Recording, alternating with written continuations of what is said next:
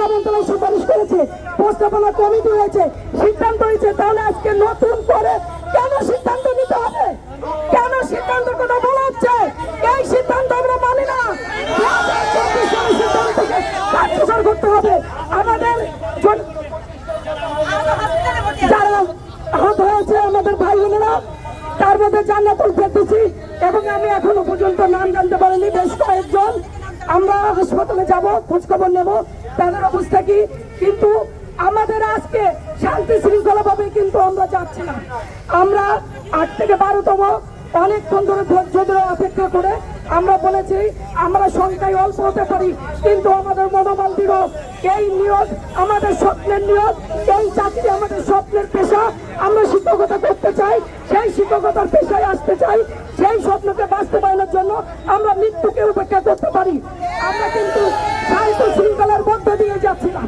আমরা যখন যাত্রা শুরু করেছি তখন পুলিশের ব্যারিকেডে আমাদেরকে আটকে দেওয়া হয়েছে। আমরা সেই কয়েকজন, আমি নাসরিন সুলতানা সহ আরো 7-8 জন সেই বাধা ডিঙায় আমরা কিন্তু অপাশে চলে গেছি।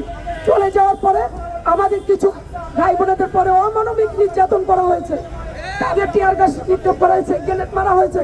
কেন আজকে এই কাজটা কারা করলো? আমরা তো শান্তি শৃঙ্খলা ভাবেই যাচ্ছিলাম, কেন এই বিশৃঙ্খলাটা তৈরি হলো? আজকে আমরা যখন যে অপেক্ষা করতে করতে আমাদের ভাই বোনেদের সেখানে পাইনি, আমরা আবার পুনরায় ফিরে এসেছি। প্রশাসনের সাথে কথা বলে বলছি যে আমাদের শুধুমাত্র সচিব মহোদয় বলেন যেন আমাদের সাথে একটা মিটিং এর ব্যবস্থা করেন, ওনারা আমাদের একটা সিদ্ধান্ত নিক, আমরা বিশেষ গণবিজ্ঞপ্তি প্রকাশ করুন। কিন্তু প্রশাসনও যেন আজকে তারা স্বেচ্ছাচারিতা করছে, তাদের ইচ্ছা খুশি ব্যবহার করছে, তারা আমাদেরকে পাত্তা দিচ্ছে না, একটা সুশিক্ষিত লোকদের পাত্তা দেয় না। এ কেমন দেশ, এ কেমন প্রশাসন জানতে চাই। আজকে আমরা যখন অনেকেই 7-8 জন আমরা পুলিশের কেউ বাধা উপেক্ষা করে বাধা পেরিয়ে সামনে গেছি, আজকে কিছু সাধারণ লোকজন তাদের আচরণ দেখে আমরা অবাক হয়ে গেছি।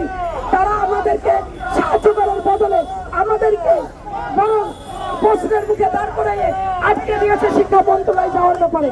কেন এই কাজগুলো তারা করবে?